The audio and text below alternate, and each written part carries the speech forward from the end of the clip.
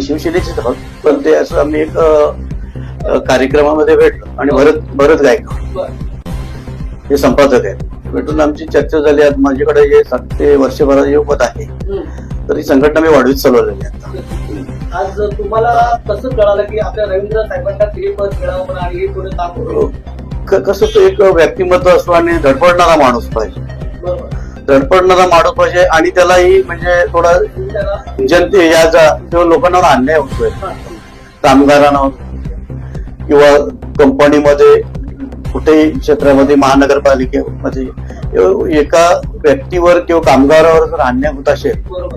त्या अन्यायाला वाचा फोडल्याशिवाय आम्ही राहणार ठामपणे.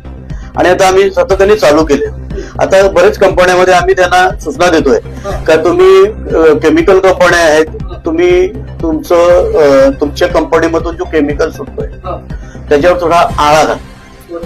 का तर लोकांना जनतेला लहान मुलं जातात, रस्त्याने जातात, बाजूला आजूबाजूला गाव आहे. आणि हे आम्ही आमच्या राष्ट्रीय अध्यक्ष त्यांना महेश गायकवाड यांना पण आम्ही पत्र गेल्या हप्त्यात मिटिंग पण त्यांच्या ऑफिसला घेतली आम्ही. तर ते बोललो आपण थोड्या दिवसांनी आपल्या तळोजा एमआयडीसी मध्ये कार्यक्रम लावू आणि याला वाचा सोडल्याशिवाय आपण थोडं थांब बसणार नाही. त्याही पण आम्हाला आश्वासन दिलं या गोष्टीचं. तुम्हाला काय वाटतं?